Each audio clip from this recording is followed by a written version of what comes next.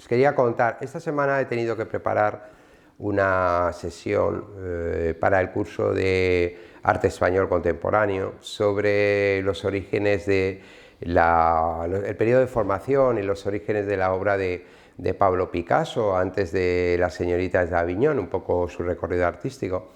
Y bueno, mientras que estaba preparando la sesión, pues una de las cosas que pensé es que, la verdad, hasta los tiempos muy recientes, la presencia de obras de Pablo Picasso en las colecciones nacionales españolas era muy escasa. Es decir, hasta, por ejemplo, la llegada del Guernica o la apertura del Museo de Picasso de Málaga, la existencia de obras de este artista en las colecciones nacionales, como os decía, pues era muy limitada. Hay una razón histórica que lo justifica. Una de ellas es que muchas de las colecciones maravillosas de arte contemporáneo que podemos observar, por ejemplo, en la colección permanente del Museo Georges Pompidou, o las magníficas obras picassianas que están en el MoMA de Nueva York, especialmente Las señoritas de Aviñón y todo el periodo cubista, ¿no?, que está perfectamente ilustrado, o incluso las obras de la Tate Modern Gallery, que también son muy abundantes. No existían, no existen, no había en las colecciones nacionales. Todas esas colecciones de arte, la mayoría de ellas se hicieron en los años 30, el periodo antes de la guerra, donde el precio de la pintura de vanguardia bajó de un modo muy importante, porque los artistas y los marchantes querían deshacerse de muchas de esas piezas debido al proceso de inflación que estaba ocurriendo, la crisis económica del 29 y sobre todo la perspectiva del conflicto bélico. Y luego también nosotros ahí, España ahí, realmente todo el tema de las vanguardias todavía no lo acababa de entender de un modo claro y evidente, y por lo tanto el movimiento de compra de obras de arte contemporáneo era prácticamente inexistente.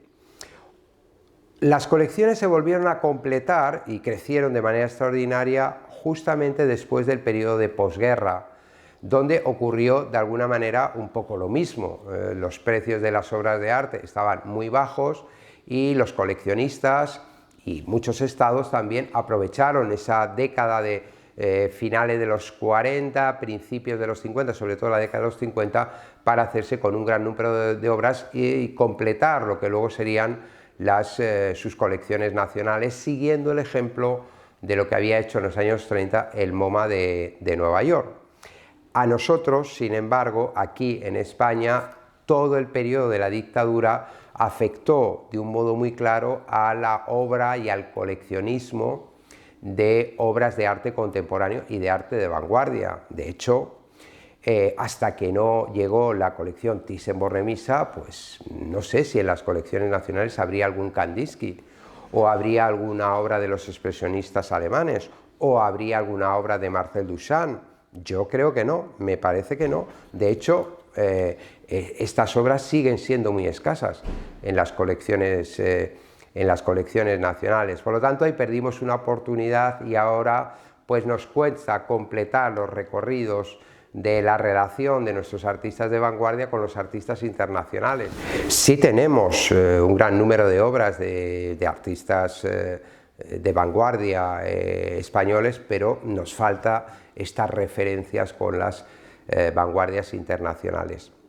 Sin embargo, cuando uno recorre las colecciones de las obras de Picasso en la colección permanente, por ejemplo, de Reina Sofía, hay algunas piezas muy importantes, como por ejemplo Bodegón con pájaros muertos, que es una obra del periodo cubista muy notable. Pero sobre todo hay una obra sorprendente, que es esta famosa Mujer en azul, que tenemos en el Museo Reina Sofía. Como sabéis, es una obra de 1901. Pero está totalmente descontextualizada, porque de repente aparece Picasso con una obra maestra, podríamos decir, y ni tenemos antecedentes, ni tenemos consecuentes. Luego hay un salto enorme. Bueno, hay algunas piezas también del 1901 que presentó en su primera exposición, de París, en la Galería Volar, pero luego hay una especie de laguna enorme que ya luego ya aparece el cubismo y demás, es decir, está todo un poco desarticulado. Y no sé si conocéis la historia de esta pieza, pero es una de esas casualidades históricas que, de alguna manera, donde la historia se pone un poco a nuestro favor. Y eso es un poco lo que os quería contar. El famoso cuadro de La Dama de Azul, de Pablo Picasso, fue pintada por él en 1901, o sea, en Madrid, la pintó en Madrid. Picasso pasó 2 temporadas en Madrid.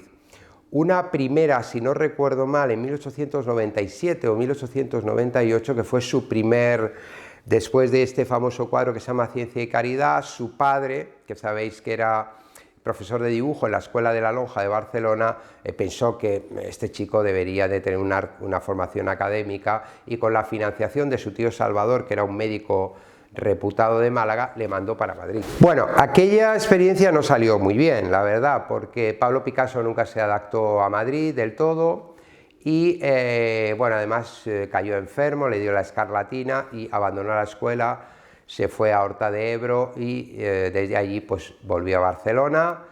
Y luego, bueno, él siguió su transcurso, llegó a París, como sabéis, en el otoño de 1900, y en las Navidades de 1900 volvió a Barcelona, bueno, concretamente a Málaga, y allí no sabemos qué pasó exactamente, de tal manera que a principios de 1901 le vemos de nuevo en Madrid, de nuevo intentando continuar sus estudios en la Escuela de Bellas Artes. Estuvo también unos meses aquí, sobre todo visitando el Prado y demás, implicado en una revista que se llamaba Arte Joven, en relación con Pío Baroja, con Unamuno y con otros artistas, digamos, de mentalidad más o menos abierta y progresista, pero la cosa tampoco cuajó. Durante ese periodo, esa primavera, se hizo la convocatoria de la Exposición Nacional de Bellas Artes, entonces los artistas podían presentarse a ese concurso, y fue en ese momento cuando Pablo Picasso pintó esta obra que tenemos aquí. A partir de ese momento las cosas sucedieron de un modo realmente un poco surrealista. Parece ser que Pablo Picasso abandonó Madrid porque, bueno, primero en mayo de 1901 tenía una exposición en Barcelona, en la Sala Parés, pero también en esto intervino que recibió un telegrama, posiblemente, en el que se le daba noticia del suicidio de su amigo Carlos Casagemes en un restaurante de París, el restaurante Hipódromo, y esto le causó una fuerte conmoción. En Madrid se dejó Madrid y se volvió a Barcelona, y de Barcelona a París para preparar su exposición de finales del verano, o sea, a principios del verano de 1901 en la Galería Volar.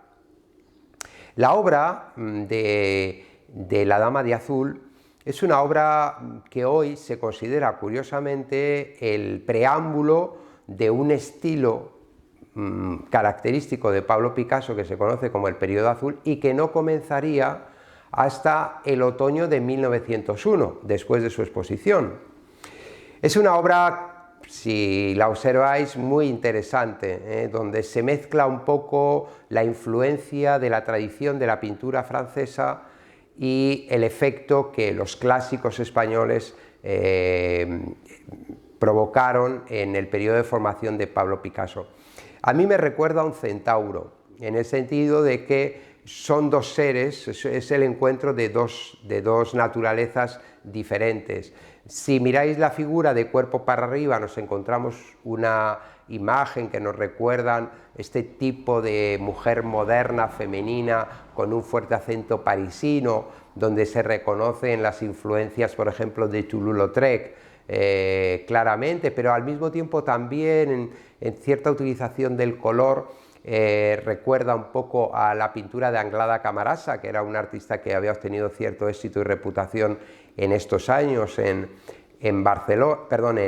París. Si os fijáis, la imagen está totalmente desplazada hacia la izquierda y sus brazos se mueven en sentido contrario, una especie de contramovimiento, en una composición claramente que recuerda a las composiciones japonesas y donde se detecta la influencia que luego va a tener muy determinante la obra de Gauguin, ¿no?, en el tratamiento sintético de las superficies. Otra cosa diferente es lo que nos ofrece la figura de cintura para abajo, donde de repente vemos un despliegue de pinceladas vaporosas, casi formando un enorme cúmulo limbo, tremendamente desarrollado, muy vaporoso, evanescente, ligero, donde reconocemos dos cosas bajo mi punto de vista. Por un lado, esos volúmenes habituales en los miliñaques y en los vestuarios de los grandes retratos femeninos de Velázquez, de sus retratos de la reina Margarita, por ejemplo, perdón, de la reina Mariana o de la infanta Margarita en las meninas y de sus asistentes. Y por otro lado, para mí resulta bastante evidente el uso de la pincelada muy suelta, muy ligera, muy vaporosa, podríamos decir, muy algodonosa, de el vestuario que pinta Goya en muchos de sus retratos aristocráticos. Así que, de alguna manera, en la Dama de Azul se juntan estos dos universos, el universo que acaba de descubrir en París y este universo de la tradición de la pintura española. El cuadro quedó aquí, olvidado, nadie lo reclamó. Y a mediados de los años 50, un teórico, profesor de universidad que se llamaba Lafuente Ferrari, lo descubrió en los depósitos de Bellas Artes y lo rescató.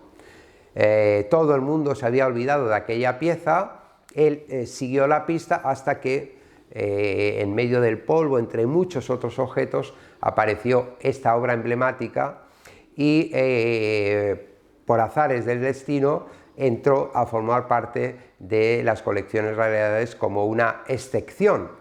Afortunadamente, como os comentaba, la historia se puso en ese caso de nuestro lado y hoy permite observar una de las obras más emblemáticas de su periodo de formación en el Museo Nacional Centro de Arte Reina Sofía. Y nada más, muchas gracias. Hasta la próxima.